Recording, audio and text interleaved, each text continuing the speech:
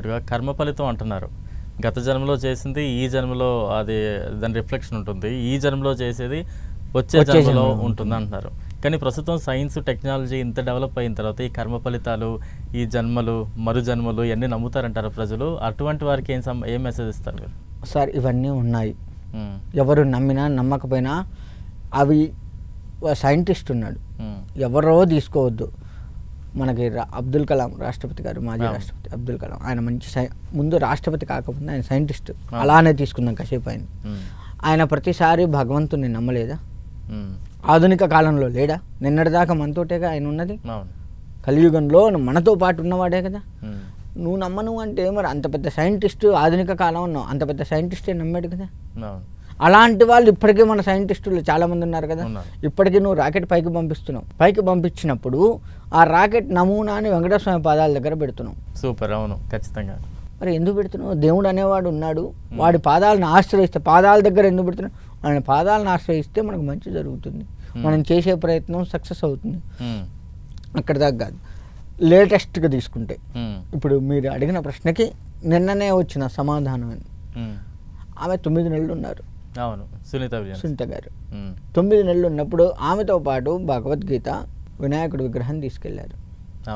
మరి ఇక్కడికంటే ప్రశాంతమైన జీవితం అది, మరి అక్కడికి తీసుకెళ్లారా లేదా? ఆమె వెళ్ళింది చంద్రుడి దగ్గరికి, ప్రశాంతమైన భగవంతుడి దగ్గరికి. భగవంతుడితోటే ఉంటున్నా కానీ భగవంతుని తీసుకెళ్ళిందా లేదా? అదే నన్ను కాపాడిందని ఆమె చెప్పిందా? మరి ఆమె ఒక రకంగా ఆమె సైంటిస్టే కదా, మరి ఆమె నమ్మిందా లేదా? అంతకంటే నిదర్శనం ఏంటి మనకి? 9 నెలలు అక్కడ ఉన్నా కానీ ఆమె ఆరోగ్య పరిస్థితి బాగుంది, మాట్లాడగలిగింది, నేను బాగున్నాను అని మీడియాలో చెప్పగలిగింది. మరి భగవంతుడు రక్షిస్తున్నాడా లేదా? అంతకంటే ఏంటండి నిదర్శనం? లేటెస్ట్ నిదర్శనం మనకిది. అబ్దుల్ కలాం గారు ఒక నిదర్శనం.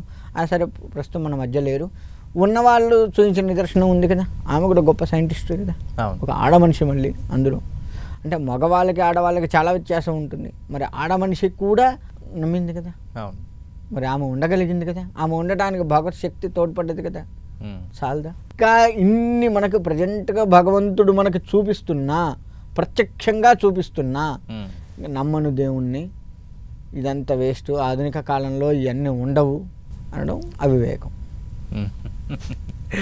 గురుజీ, అంటే ప్రస్తుతం రోజుల్లో చూస్తూ ఉన్నాం, చాలామంది ఉన్నత చదువులు చదువుతున్నారు, నిరుద్యోగత రేటు కూడా ఎక్కువగా పెరిగిపోతూ ఉంది, ఉద్యోగం దక్కించుకోవడం కూడా ఒక ప్రాప్తంగా మారిపోయింది. ఉద్యోగం త్వరగా రావాలంటే ఏం చేయాలి అని చాలామంది ప్రశ్నిస్తూ ఉంటారు. అలాంటి వారికి ఏం చెప్తారు? ఉద్యోగం రావాలి అంటే మనకి వచ్చేసి ఏంటంటే జాతకంలో గ్రహస్థితి ఎలా ఉందో చూసుకోవాలి.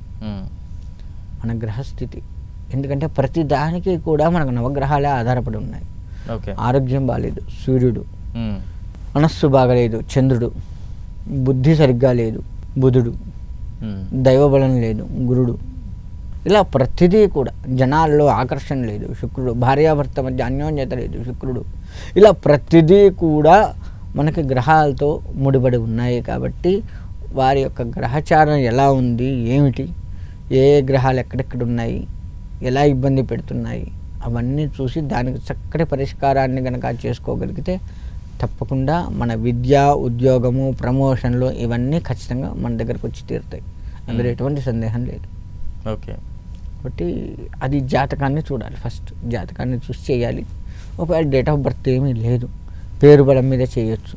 అట్లా కూడా కాదు అనుకుంటే నిష్కల్మషంగా భగవంతుని నమ్మటమే.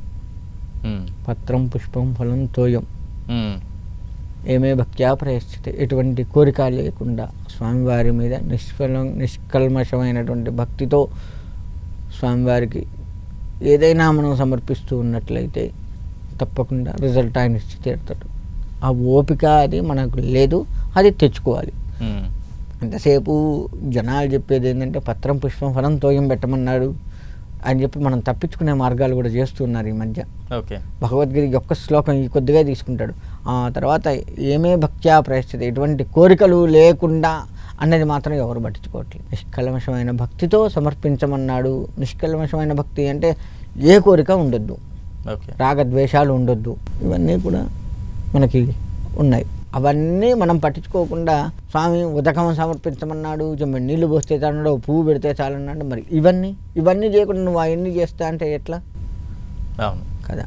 నువ్వు ఒక డ్యూటీ చేస్తున్నావు, ఇక్కడికి వచ్చావు, 9ంటికి పంచి కొట్టాలి, 9:30కి వస్తా, 4ంటికి వెళ్ళిపోతా, 5ంటికి పోయేది అంటే నువ్వు నీకున్న ధర్మాన్ని నువ్వు నిర్వర్తిస్తేనే కదా నీకు ఇక్కడ ఏది కావాలన్నా ఫెసిలిటీస్ ఇచ్చేది. నా ఇష్టం వచ్చినప్పుడు వస్తా, నా ఇష్టం వచ్చినట్టు చేస్తా, ఏదో అట్ట కెమెరా హాయ్ అని చెప్పిపోతా అంటే